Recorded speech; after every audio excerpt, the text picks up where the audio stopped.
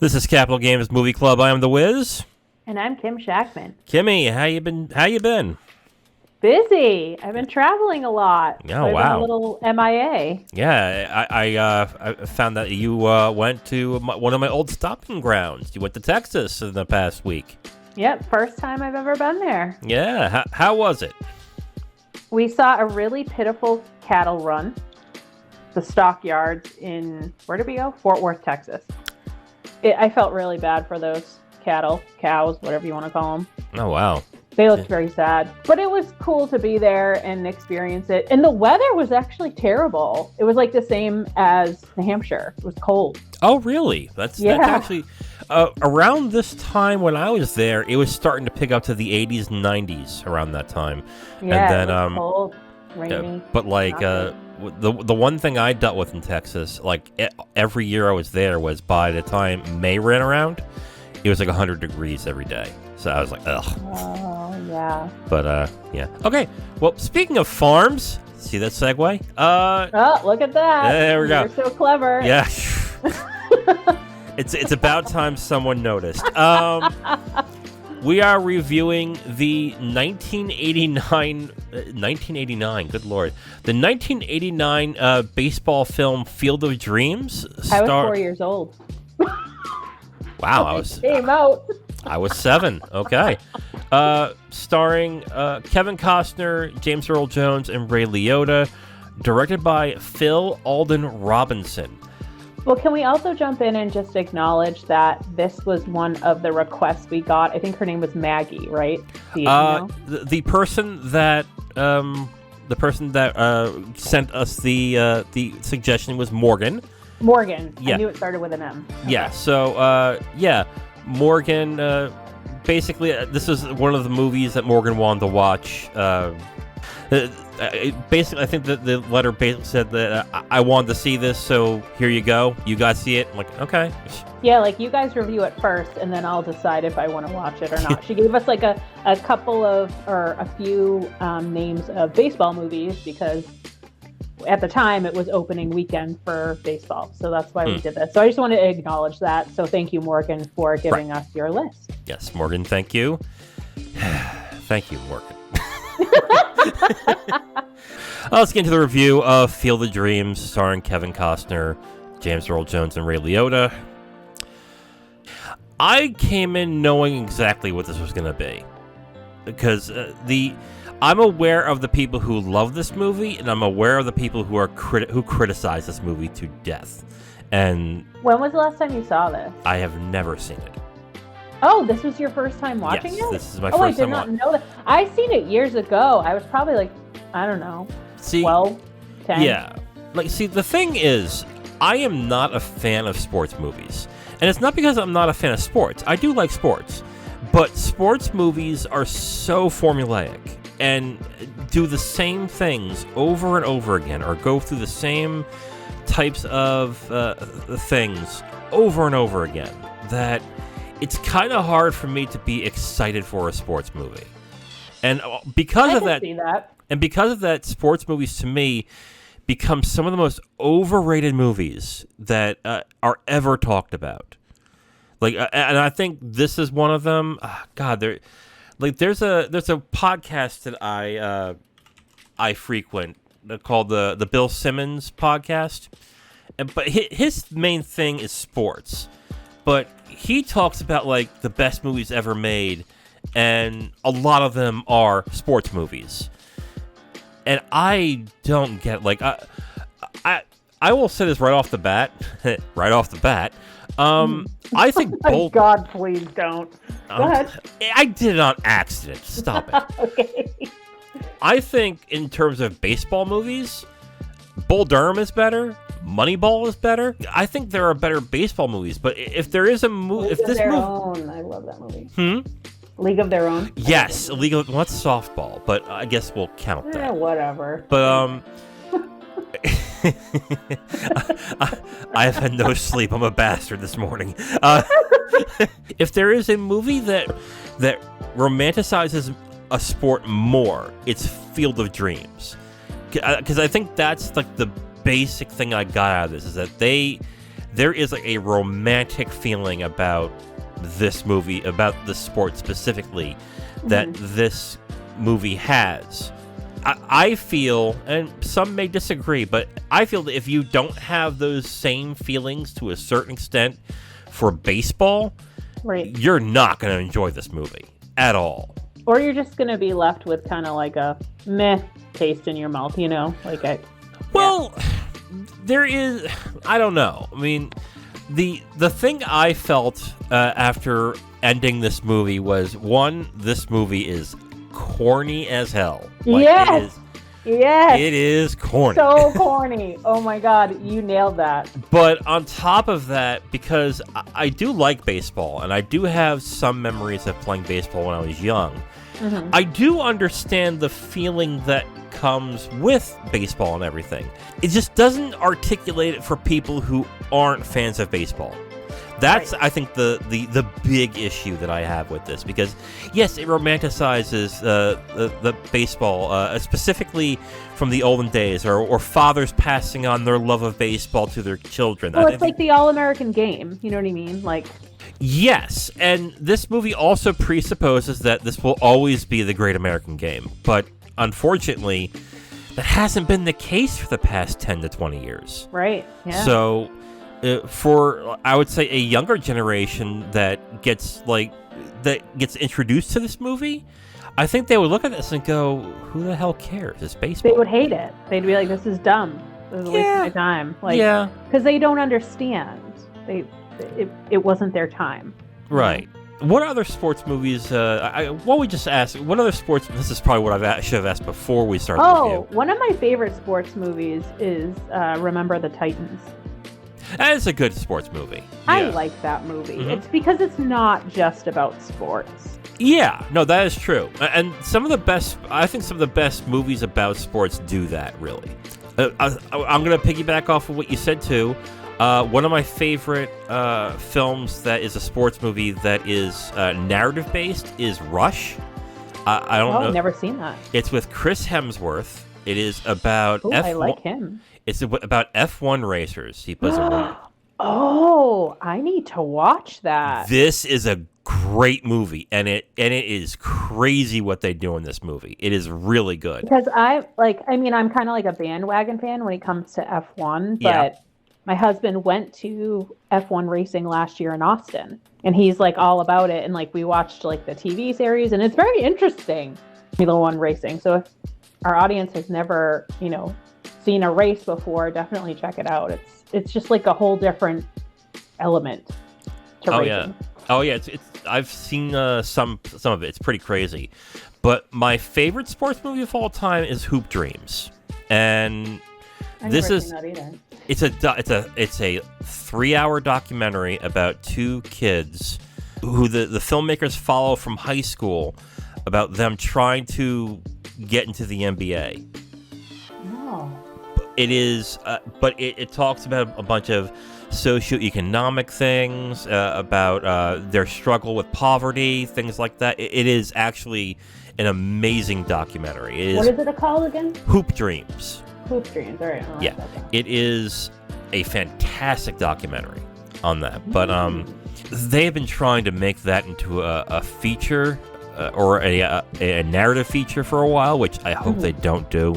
It just wouldn't work. I don't think it would work, but okay. So we got into what I think are, for a baseline, what our favorite sports movies are. I think the other thing we need to talk about is Kevin Costner. And Kevin Costner has a niche when it comes to sports movies. He's done many of them. It's so funny. You're like, talking about your sports movies. I'm like, when someone puts you on the spot, I'm like, oh, God, I don't even know. I didn't even realize he did a lot of sports movies. Oh, my God, he has. He's done... I think of him right now is Yellowstone, because that's what I've been watching. Yeah, a lot of people seem to like that movie, that series. I have to give it a shot. Let me go through the sports movies he's done so far, okay? He has done Field of Dreams. He has done Draft Day. He plays an agent, I think, in that one. I haven't seen it. I haven't heard great things, but I haven't seen it. Bull Durham, which is, I think, a really good movie. I think, honestly, watch Bull Durham. That's a good movie. It has Susan Sarandon in it as well. Oh, I like her. For Love of the Game, where he played a pitcher. He did Tin Cup. That was another one. Tin Cup was good, but I never seen it, but I heard good things about it. Yeah, Tin Cup's good. So the thing with him, I think why he does these types of movies is that I think he once was an athlete. I don't know if this is one. I think this is his story is that Kevin Costner. I think he wanted to be an athlete. It didn't work out, and then he got into filmmaking. And his big break was supposed to be the movie The Big Chill. Did you know about this movie?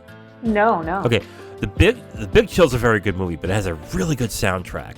But basically what happened is that they filmed his scenes in The Big Chill, and then in the last minute, the director changed the script to where his character actually dies in the beginning of the movie.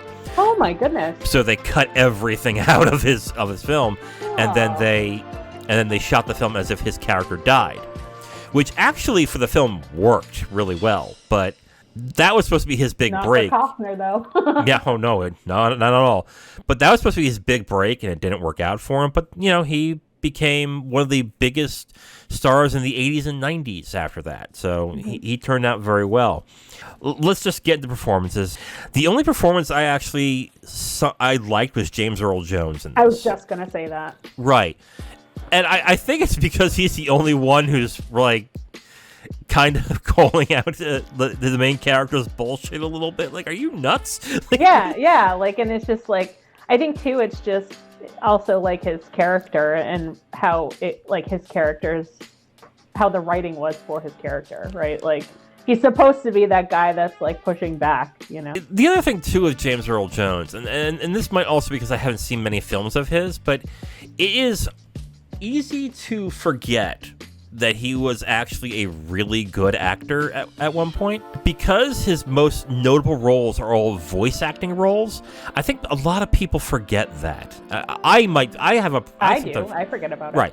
Because when you think James Earl Jones, you think Mufasa from The Lion King, and you think Darth Vader. That's what you think of James Earl Jones. Or if you're on CNN, the voice of CNN. Or his voice is really what makes him. It's very distinctive. But he's actually a very good actor. He did another movie with Robert Duvall, I think in the 90s. I forget I think it's called A Family Affair, that he was actually very good in. Seeing him in this movie is like, oh wow, I forgot he's actually a pretty damn good actor. He's given a decent character here. On the other hand, it feels like that character specifically, and his performance specifically, is part of another movie that is just transplanted into this one. To a certain extent, it's kind of like I agree with you on that. It's kind of like he ended up he took a wrong turn. He was an outsider coming in to the film. Yeah, he took a wrong turn and ended up in Field of Dreams. I'm like, what am I doing here? But I like his performance, but it is kind of weird in this movie, really. But I'm not saying that like. Well, okay, maybe I kind of am, but I'm trying not to say that like there's a different class of performance or performance artists or actors, but it kind of is in a way, because I look at James Earl Jones and go, oh wow, that's some good acting, and they look at Kevin Costner and go, that's Kevin Costner. Again, it's like I also think, like you said, like you have to really value baseball and the actual love of the game to like really I don't know, I guess that doesn't really matter with the acting, but like you can fall in love with the acting if you've already fallen in love with the game, I think.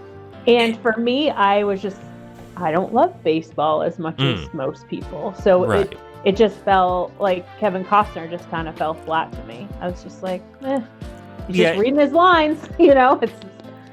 Well, no, I mean, it's clear in the movie that Kevin Costner's character does love baseball. And it is believable, too. But it's also believable because Kevin Costner loves baseball. I mean, that's a well-known fact. That is just who he is. He loves sports, and he loves baseball. That's why he does so many baseball movies, for God's sake.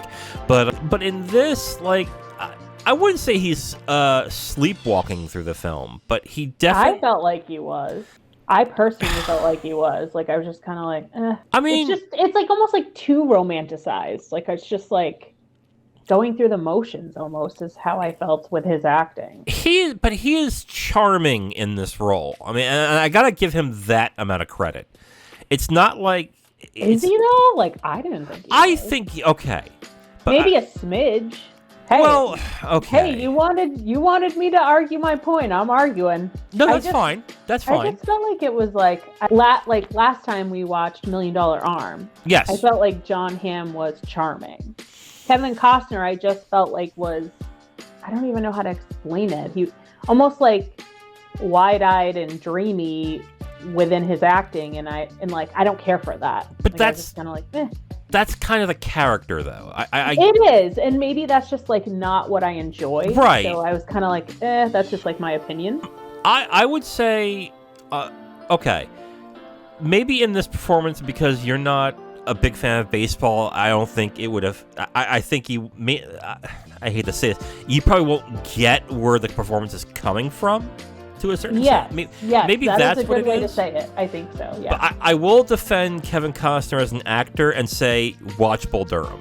And Bull Durham. Oh no, I do enjoy Kevin Costner as an actor, just not in this film. Okay, that's fine. Okay, I'm Ray trying. Liotta. Did Ray Liotta do much in this? Really? Not really. Ray Liotta's fine. I feel like he was just like he was the introduction to everything that started, right? And I don't want to give anything away because I know we have spoilers, but it was the introduction in the movie to how everything started, and I think he did a pretty good job with that, with like the small amount of lines and like time that he was given. Like I think he like made it seem, I guess, magical, if you will. Sure. I mean, see, that's I don't know about that. I looked at Ray Liotta in this film and felt that. For a number of reasons, he kind of felt out of place. Like, I didn't buy him as a baseball player specifically, especially Shoeless Joe. I think the way he looks like an all-American baseball player. Like the minute he steps onto the field in this movie, like he's got like that young face and like the short hair, and like he looks like I don't know. I was like. But again, like I'm not super into baseball, so maybe that's just me being a bandwagon fan. I'm like, I don't know. He looks like a baseball player to me. I mean, okay, I'm not a huge baseball fan either, but a lot of the mannerisms, a lot of the things that he acted in just didn't feel right. I like Ray Liotta as an actor. Don't get me wrong, but I didn't buy him in this role. I guess the one performance I want to give a little bit of a shout out, and that's because I actually really like this actor, is Burt Lancaster. He played Dr. Moonlight Graham, the old doctor. Yep. When I saw, I didn't realize he was in this, and when I saw Burt Lancaster, oh my God, Burt Lancaster is in this? What else does he do? A lot of old movies. I did a review of The Leopard about a few months ago, which he was really good in. He also did the movie Sweet Smell of Success. He's really good in that as well. Lots of older movies. Yeah, I haven't seen too many older movies, so that's maybe why I just don't really know of him. Yeah. If you see him as he's younger, very handsome. But he's one of these actors who really envelopes himself into the characters, and Sweet Smell of Success is one of those where he's actually really good in it. Oh. I want to criticize Amy Madigan, but I think this is more about the character than it is about her. So I kind of want to give her a pass when it comes to... I thought she was okay. I mean, I thought the acting was fine. I think that's... It didn't blow me away, but... I think that's fair. Yeah. I think I'm more annoyed by the character than I am about her, but that's fine or anything. But yeah, I get that's really what performance is. Nothing really, except for James Earl Jones, who I just felt was in like the wrong movie. Yeah, so funny you say that, because the minute you said that, I was like, "Yep, he's like the only one for acting that like really stood out to me." And yeah, it's almost like he was like transplanted into the movie. It was weird. Performances are fine. I think I'll just give them like they're fine. But I will say that your feelings on Costner. I think if you are not really into baseball, I can understand why you would be like, yeah, I don't really like his like I was just kind of like, this guy's so like wide-eyed and like dreamy about this and about baseball, and I'm not, so I just can't relate. Well, again, that's the character that the character is, but I think the performance isn't in depth enough for somebody who isn't into baseball can't find a way to buy in to Kevin Costner's character. Because if you're not into it, then you don't understand why he's going through all these hoops. Right. And he just seems nutty, I guess is the... Yeah, exactly. That's exactly it. But yeah, I guess like separating that out, if that is what they were going for with the writing, then I guess he did nail it as an actor, right? Because that's how I felt. Like I was like, well, he's kind of like wide-eyed and dreamy about all of the baseball items. And well, let's get into writing then, since we're heading into that. My biggest problem is what they did with Ray Kinsella, which is Kevin Costner's character, which they set up the fact that he didn't have much of a relationship with his dad, or that the relationship he had was one of feeling pity for the father. Mm-hmm. And the only thing we learn about him is that he decided to be a farmer, and he started a family. Yes, and he's not happy where his life is, but he really likes baseball. This might be something along the lines of this is made around the times it was made, but I think in a more in-depth movie, it would be a case of Arrested Development more than anything else than it is about a guy who's just romanticizing baseball and how great it is and what it meant to him. Mm-hmm. Because all I got from the film is that he is obsessed about baseball. That's fine to a certain extent. When you're supposed to feel for this character and root for this character and want him to succeed in what he's doing, it's kind of hard for me to actually do that when he's doing a lot of things where I would really question exactly why he's doing this stuff. Why? Right, like why? And like, I guess they try to tie it back to like his father, maybe, but it's not enough. Sure. Like I'm kind of like, You need some kind of depth, about the father and why he feels that way and what happened with the relationship with the father, which they don't get into in this movie. No, they really don't. Like they barely touch upon it. But I think that's the purpose of the film. It's supposed to be very romanticized because he even says throughout the film, my dad turned into a shell of himself. He did this and that. Like spontaneous, like or something of that nature. Along those lines, he said. Yeah. By the end of the movie, nothing really is resolved emotionally, but just the story goes through its paces, essentially. Yes, that's exactly it, and that was a turnoff to me. The other thing with the writing is I don't mind Amy Madigan's performance, but I did not like the character of Annie at all.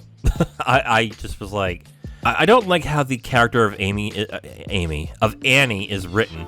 I don't mind Amy Madigan's performance, but the things that the character does for the husband in this really makes me question. They're not practical. No, not at all. Not at all. And we'll get into it in spoilers, but it's not practical at all. Like, not realistic, not practical. And again, like you mentioned, like maybe it was just like the time, like in the 80s, where that's where they came up with her character and like how she should be with her husband. But I immediately felt that, and there's one scene, and we'll talk about it in spoilers, but she's in a school. Yes. I don't know if you remember that. That's like the only time where it's like she like stood up for herself or stood up for others and kind of showed that she was like a little bit more powerful, and it's just like, I don't know, it's weird.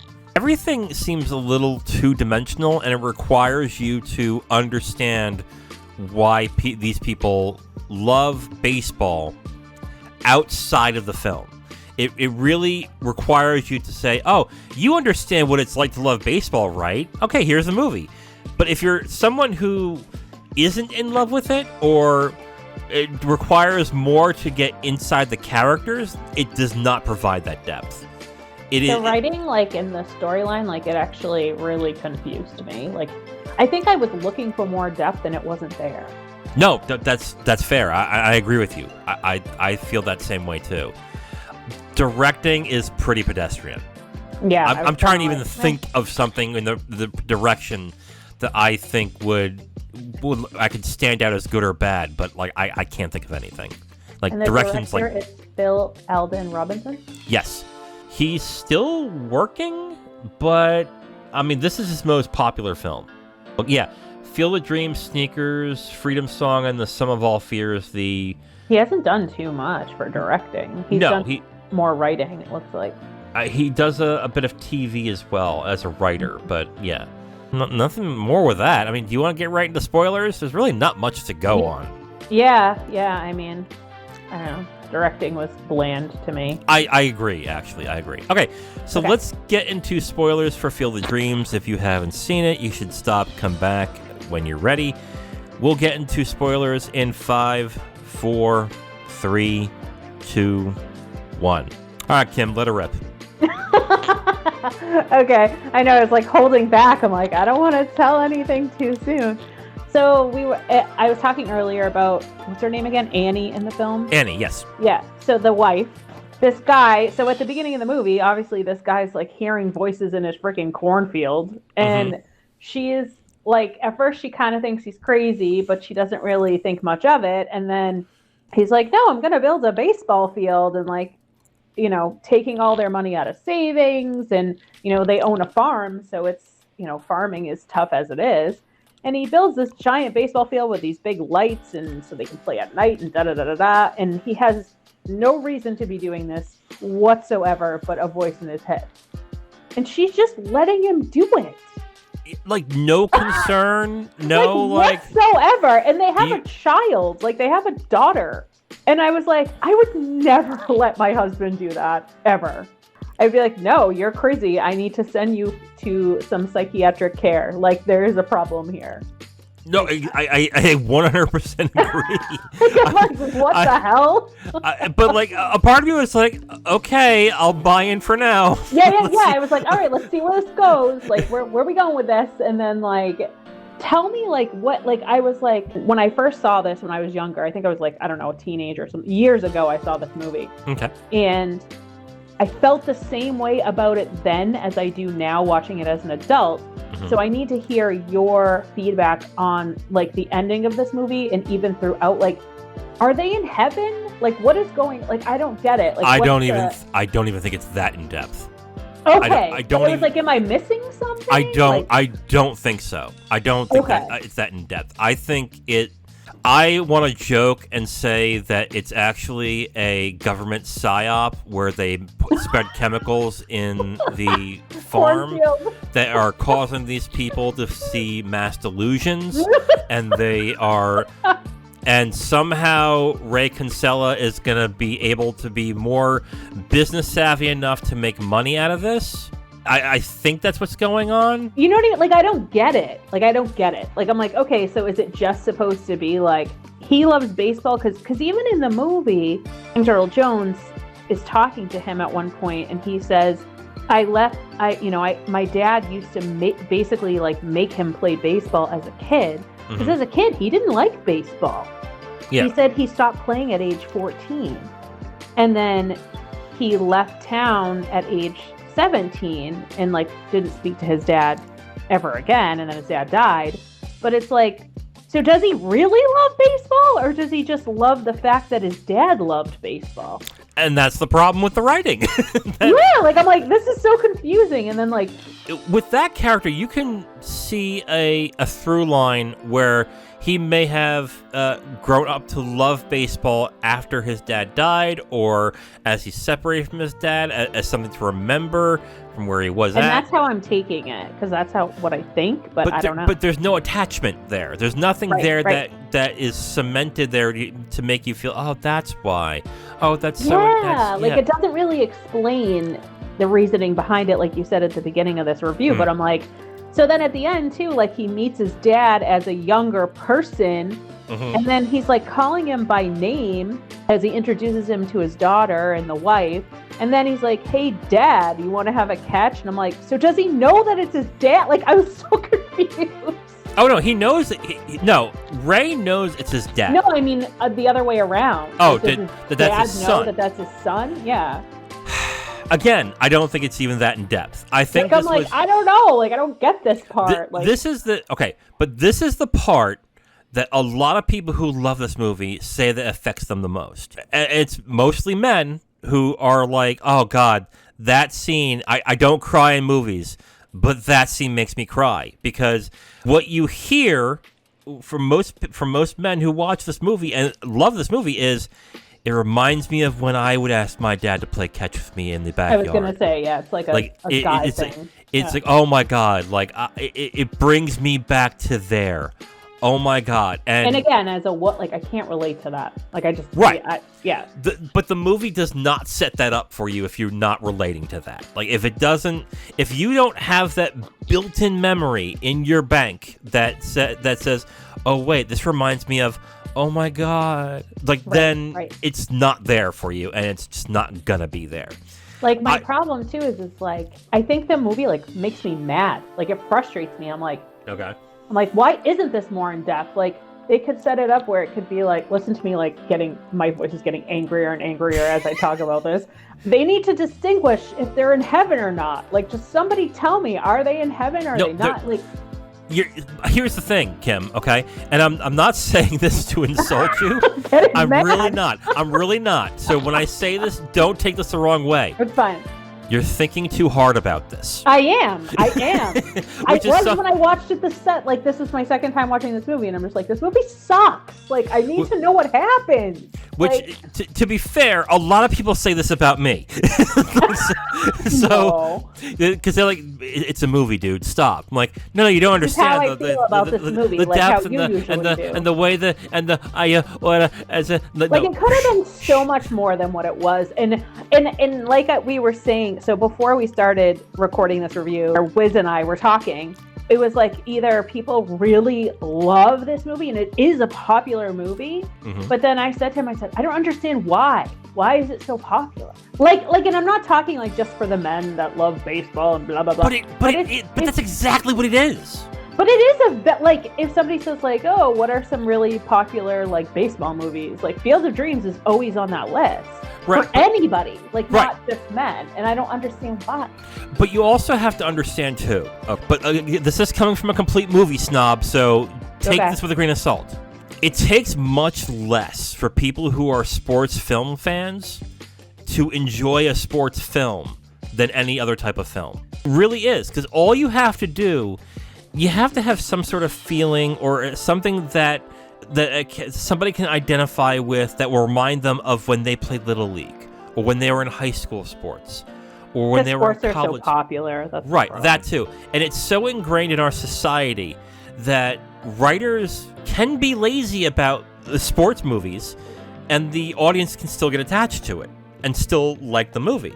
I've told you that I have adults who think Rookie of the Year, Little Giants, and there's another sports kid, and the Mighty Ducks are legitimately some of their favorite movies of all time. To this day.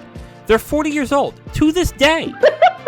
Okay? I wouldn't say that they, I never saw Little Giants. Okay. Rookie of the Year I thought was comical. I wouldn't say it's the best movie of all time. It's fine. Yeah, I think it's funny. And then Mighty Ducks, I love that movie. It's not my favorite movie, but I love it from my childhood as well. But again, I would never say it's the best movie of all time. But you're also asking okay, this sounds so terrible when I say this. You know what it is? I just don't understand the story. The story basically, to me, is about a guy. Okay. Who, give me a minute. I had something and I lost it. You're just too shocked by my rage right now. No, I've been there. Who are you talking to? Really? Yeah, this is true. I find it refreshing that you're this. No, the story, from what I can glean from it, is about a guy. Okay. who basically is growing up and doesn't like the fact that he is growing up and wants to go back to a simpler time. But while going through this simpler time, he realizes that things weren't so simple in the first place, and that he has complicated feelings regarding his dad. Now, if this were a smart movie, if this was a movie that wanted to get more in depth with the character and want to get more into, like I say, in depth with the character, you would put more emphasis on his relationship with his dad, his complicated feelings with that specifically, than with this whole mystery of what the voice is saying. To me, but this also would have been kind of standard as well. To me, the voice would have been something in his psyche saying that he had to reconcile something that happened with his dad. Right. But that's not what the movie did. The movie turned it into, I would hate to say this, but a quasi Scooby-Doo mystery. Annoyance. Annoyance. What this voice is trying to do, is trying to tell him to do. And it just doesn't work practically. But again, if you are in love with baseball, if you're in love with sports, I can see why someone can look past it and go, "Oh, but it's just," or say the old line, "It's just a movie." It's just a movie. Oh, you're telling me that because I'm angry. Yeah. No. I'm not saying. No, I'm saying that because there are going to be some people who are going to listen to this and go, "You're taking this movie a little too seriously." Well, then, I am. I think because because I didn't like the writing so much that I was trying to make it into something better.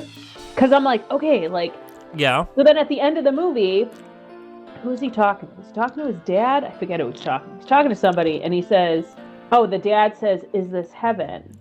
And he says, "No, this is Iowa," like he said at the beginning, too. Right.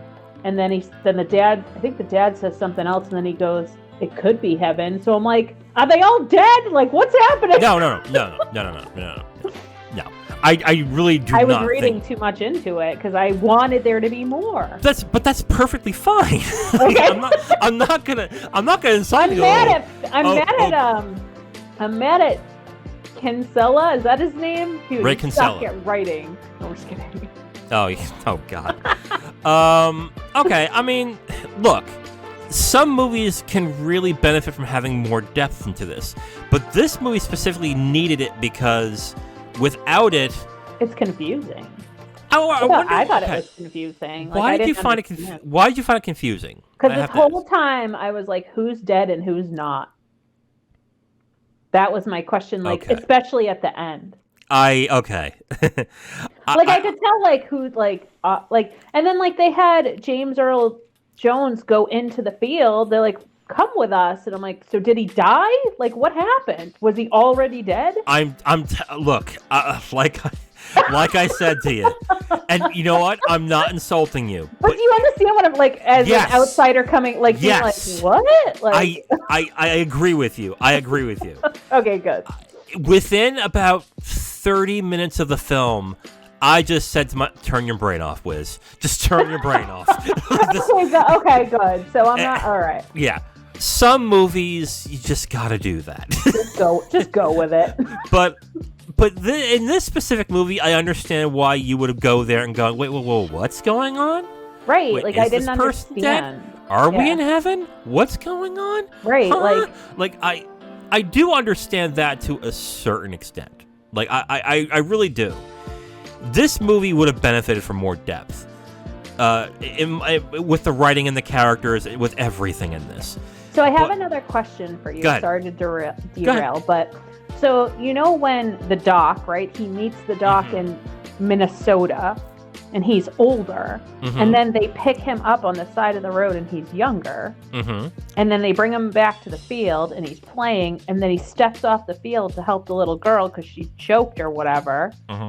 But then he can't go back. Like, I don't understand that. Like, Doc was already dead. Okay, I knew he was already dead when he met him, but like, so how did he meet him at the younger? Okay, I don't know. Stop thinking. I know. I need to stop. I need to stop right there. Here's the problem with the film. Here's the big problem with the film. The minute you start thinking about certain aspects of it, a lot starts to fall apart. Yeah. Like, what? How did Kevin Costner travel through time? Oh. Yeah. Like, stupid shit like that. I'm like, what? Like, but no, one of the scenes I really liked with Annie was when she's in the school and she's telling off that lady. I liked that scene. Yeah. That's basically the scene they give Amy Madigan.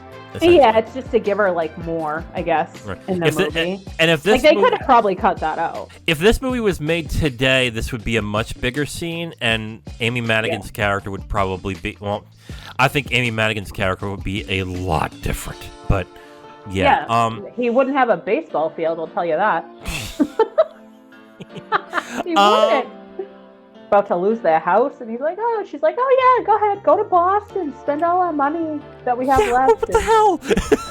Oh yeah, and then you need to go to Minnesota. Go ahead, I'll just deal with all these people at my house just about to evict us, no problem. There's two things that like really bothered me, and one surprised me, one bothered me. What surprised me is that the field was made within 10 minutes of the movie. I thought, my thought was, okay. Like, how'd they get all this equipment in there and the lights and the electricity? I thought by the middle of Act 2, the field would be made, and then there would be more drama involving the wife and stuff like that. Going, are you crazy? I thought there would be much more pushback than that, but there wasn't. Right. It was just like, oh, yeah, you want to make a field? Voices in your head? I don't think... Okay, sure. Whatever you want, honey. Like what? Well, I wouldn't go that far. I think it was more along the lines of men being men. Am I right? Like what?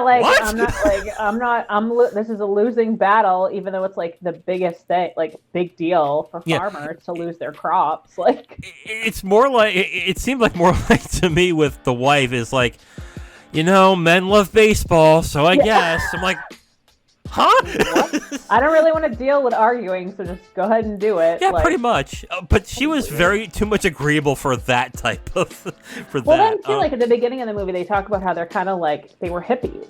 So she's kind of like, not that has like too much to be, but I think she's just like, it's gonna make my husband happy, like peace, love, and happiness. Just go ahead. Like, were they hippies? Or were they just liberal? It made it sound like they were hippies in the 60s at the beginning of the movie, but they didn't like go deep into it, so I don't know. Yeah. So that was one thing I was surprised by. The thing that bothered me at the end of the movie is that the clear villain of the movie is the one with the brother. Yeah, is the one that is like the one I agree with the most. Guy, like the most realistic. Like, yes. And then he's like, you're bringing your daughter into this, like making her psycho. Yeah. And then he like drops her on the ground. Oh God, I love that. What the hell? And then they're just like, this guy just like basically like, I mean, without words, like this guy just like dropped my kid on the ground. He's crazy. And, he wants us to sell. And it's like, well, yeah, like you have no money. And the ensuing trauma of him throwing the child and making her choke to death. Finally made him see the ghost sitter on the diamond. Yeah! Like, what? What the hell? Like, he's like, when did these baseball players get here? And I'm just like, what? Like, why? Like, why? Exactly. Why? And the answer is, Kim, we don't think about it. Yeah. Don't think about it. If you think about it, it ruins it. So just keep romanticizing. But that's what the movie wants. That's what, honestly, that's what this movie wants. That's fine. That is fine. That's what the movie wants, though. It doesn't want you to think about it. It wants you to envelope itself into its world and into the story it's weaving. And it wants you to feel emotion regarding the romanticism about people who love baseball. That's what it is. That's what the movie is entirely about. It's like the story doesn't matter. It doesn't. It really doesn't. But what it is about essentially is this man loves baseball and he loves his dad. It'd be nice if I see my dad again. Yeah. Essentially is what this is. And what I don't get was like, oh man, don't sell the farm. We'll make a killing. I'm like, with what mass delusion? What are you talking about? And then at the end, all the cars are coming at night. I'm like, but the baseball players went to heaven again. They're gone.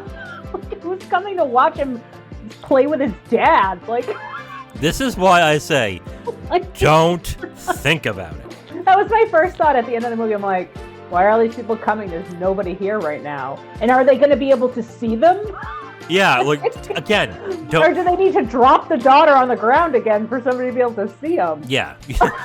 You know what to do, honey. Okay, Daddy.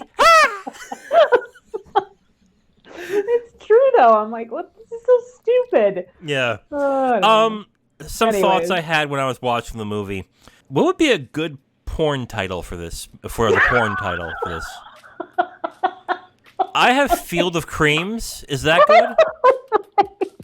You're like, since I can't think about it, let me, like, while I'm watching the movie, since I can't think too much into it, let me think about it. Right.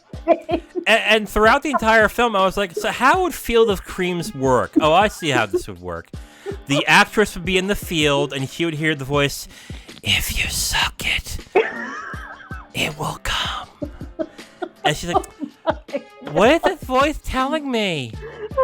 I understand. You should probably do it, darling, since you love baseball so much.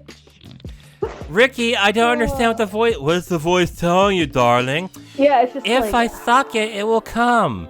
Yeah, it's... I have an idea. And then he walks out in, like, half of a baseball uniform. Like, no shirt, just the pants and the bat. No, you got it all wrong. The baseball uniform with a shirt and no pants. Oh, okay. Obviously, you don't watch your porn like you should to. You should, Kim, but... They're just gonna get right at it. Yeah, exactly. Batter up. That's the sequel.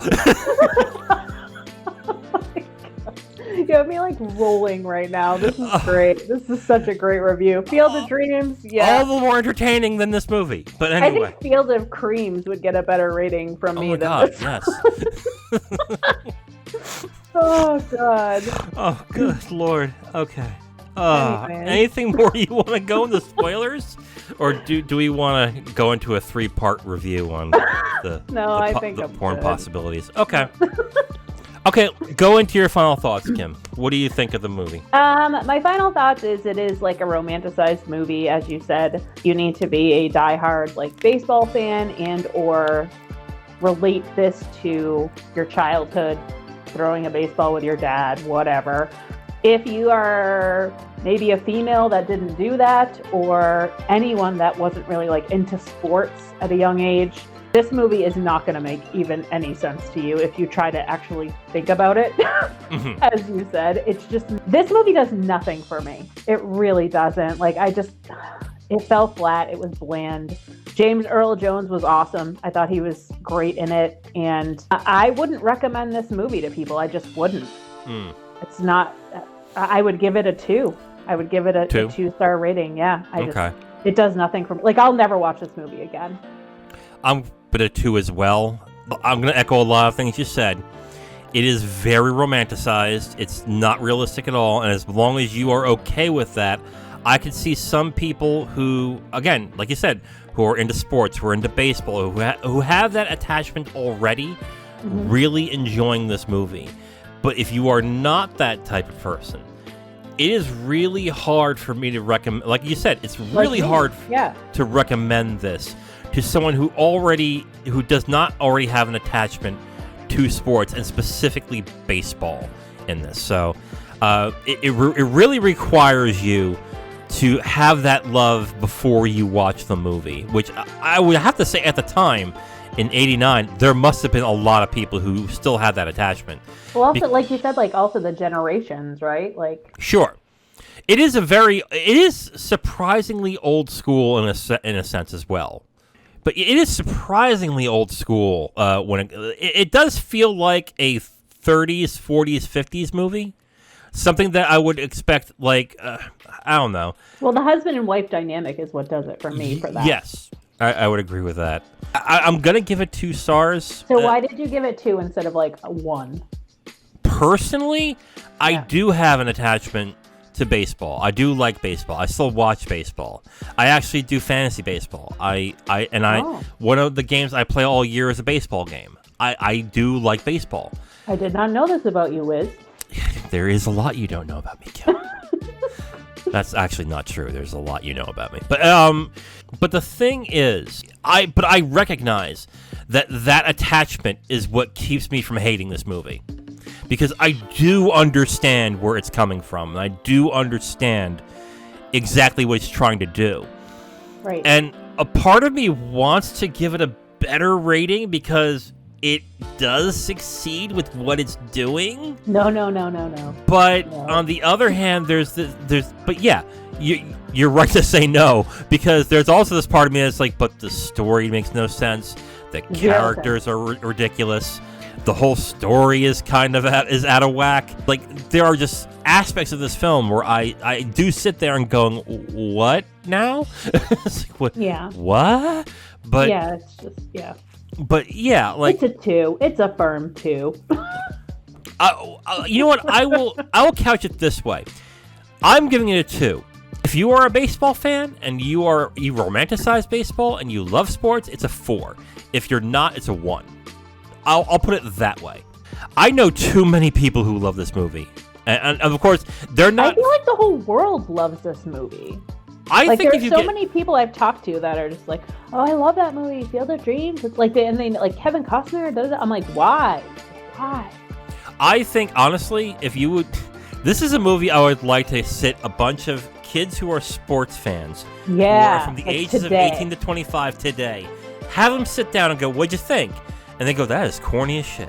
Oh my god, we should like find some kids. Ooh, we should do a review with like a few kids to be like, hey, did you watch this movie? And like some clips of us interviewing them. That'd be hilarious. Yeah, I don't think they would want a 40-year-old coming up to me, hey kids, you want to watch a movie? Well, no, like online, not like creepy. Right, I know. You creep. You just made it weird. You're right. You said this is Field of Dreams. This is Field of Creams? What is this? Pay no attention. They're like, run! Like, personally, it's a 2. If you are not a fan of baseball, have no attachment to it, it's a 1. If you do, if you really do, it's a 4. Is what I would say it as. To this point. Yeah, I could see that for like hardcore baseball lovers, especially those that grew up in that time. Right. But I come across this a lot too with people who love certain movies that I just can't stand, and I have to explain them in a certain way that I watch a lot of movies. So we know. Okay, yeah. But I'm saying that because essentially because I see a lot of movies, I see the same things over and over and over again. Right. So I see the same types of writing and same types of characters done to death. For the sports movies too, specifically. Sports movies are terrible with this. Like it actually shocks me when I like a sports movie. Like that's how much it's surprised. Like that's how much it's like, oh god, the writing is usually bad in sports movies.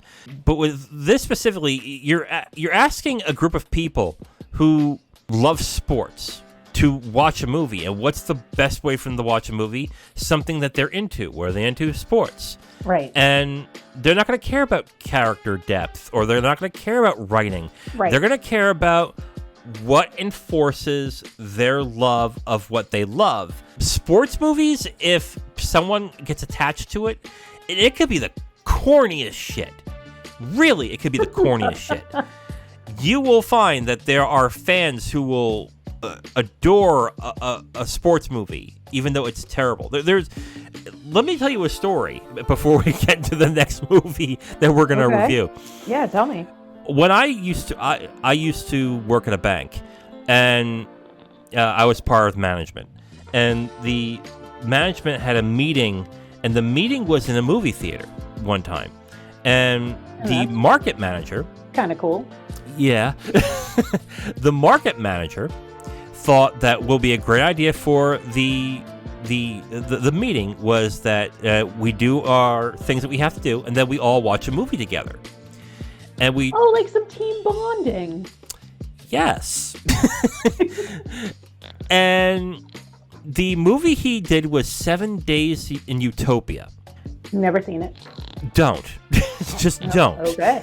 This movie pisses me off for so many reasons. Not only because I had to hold my tongue throughout the entire damn film. I was gonna say, you were probably like, my coworkers are gonna think I'm crazy. No. Okay, I'll tell you what happened after as well. But this movie is so bad. It is so terrible, and I just looked it up. I'm like, what is this even about? This movie is about a golfer whose car breaks down and ends up in this remote town. Oh my God! All right, after a disastrous debut on the pro circuit, a young golfer finds himself unexpectedly stranded in Utopia, Texas, and welcomed by an eccentric rancher. Yes, played by Robert Duvall. That sounds so stupid. It is incredibly stupid. But the thing that, the movie is very into Christian beliefs. Oh. So it's a lot of, God saved me, the word of the Bible is the best, like one of those types of movies, which from time to time. Story, is it? This isn't like a true story or anything, is it? Okay, no. It's a ripoff of Tender Mercies, to be completely honest. But it was really couched in religious Christian beliefs. And from time to time, those movies end up being pretty good.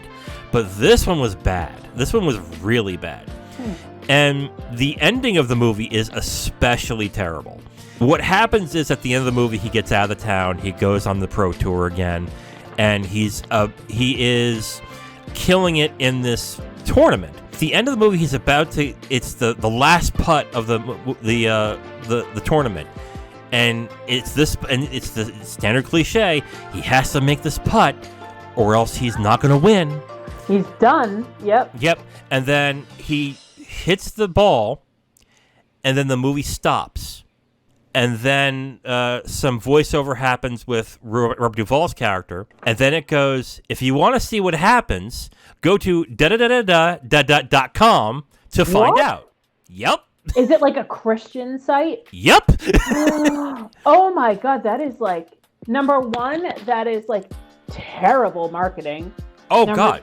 Number two, that is like, that's almost like, I hate that. That is awful. And that's the end of the movie. Like you don't find out what happens. Like, I'm like, wait a minute, what? I have to watch this shitty movie for. Which, if you don't find out what happens, I've seen movies like that a lot. But like, you don't put a website at the end. But that's exactly what it did. And I went to the website once, and they sold Bibles, they sold Christian paraphernalia, they sold I think the book that this is based off of. That's like terrible. It was like, are you fucking kidding me? It was like, what the hell?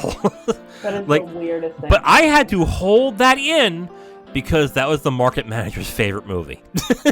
So Jesus. If you went, the funny thing about me and Kim is, even though we've been friends for about 25 years, we've never met in person. Yep, that's true. Yeah. So you've never been to a movie with me. Nope. I now refuse to go on dates to movie theaters because of how bad it makes me look. My God. Because if I don't like now, a movie, I really want to go to a movie with you in person just to see how you act. Yeah.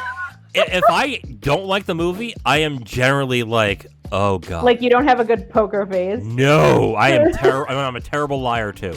Like if something is like really like what? I have this facial expression like, huh? Like what the fuck? What the hell? Yeah. And I had to hold all of that in throughout this movie. And it is one of the worst movies I've ever seen. And then like after the movie were they like, oh, did you like it? And you're like, yeah, it was great. And you went home and you were like, what the fuck? So here's what happened at the end after this. Yes, a lot of people had to say, oh yeah, that was great, man. That was awesome. It turned out he got a bunch of complaints because a lot of the Christian element to it. There were a lot of people who were Hindu, Muslim. They went to HR. Jewish. It's exactly what happened. They went to HR, and basically what they got from it. And to a point, I understand why they got this. Yeah. Well, but here's what this is what I was told. Apparently, the complaint was that they felt was, in order to be a good worker and to be good at your job, you have to be Christian. And here's the thing. On the one hand, I will hear that and go, that's kind of... You're pushing it. On the other hand, the movie made no sense for what he was trying to use it for. Oh. So what else could they got think? Out of it. Yeah. Like, what else could you think on that? Exactly. So I was like, okay. You're like, okay, I understand why they're feeling this way. Right. So, yeah, 2 stars for Field of Dreams. And 0 stars for whatever the hell that other movie was. Oh my God. Movie. 7 Days in Utopia. If you really want to see a really corny movie that is just terrible for many reasons. If you love God, go watch it. It'll make you be an atheist as soon as you can. Anyway. Okay. All right. Kim, the next movie we're going to watch for Thursday involves one of my favorite directors of all time. Mm-hmm. And why don't you go ahead and tell us what we're going to be watching? We're going to be watching The Big Lebowski. Right. And I love the Coen brothers. The Coen brothers is what made me into the film lover that I am today. It was the movie Fargo that they did that made me fall in love with films. And I adore the Coen brothers. Mm-hmm. I guess on in a note of transparency, I've never liked The Big Lebowski. I've never liked it. Yes, you said that to me, and the only reason I want to see it is because I've only seen bits and pieces of the movie, and my husband's obsessed with it. Okay. So that's why I'm like, I'm curious, like, what's the big obsession? Yeah. Right? Like, that's why I want to watch it. There is a large group of people who love this movie, and then there's also literally something, I think it's called the Dude Fest, where people dress up like as people from The Big Lebowski, and they it's a festival? It's a festival, yes. Oh, God, that's weird. And they watch movies that are inspired by, or that inspired the movie, and then they watch The Big Lebowski together. Like it's the midnight showing of sorts. So there is I don't know if they still run it after the pandemic. There is a lot of people who love this movie. It might. Oh yeah, here we go. Big Lebowski Fest, the Dude Abides Festival. Yes, that's what it's called, right? That's so weird. But this is their most popular movie, I think. If I'm correct, this is the movie that when you think Coen brothers, everyone seems to like. Whereas with me, it's going to be Fargo, Inside Llewyn Davis, A Serious Man, things like that. But anyway, this will give us the excuse to watch a Coen brothers movie the following week. So there we go. So on that note, tune in next week where me and Kim review The Big Lebowski, starring Jeff Bridges, John Goodman, Steve Buscemi, John Turturro, and Philip Seymour Hoffman, directed by the Coen brothers. Until then, I am The Wiz. And I'm Kim Shactman. And we'll talk to you next time. Bye. Bye.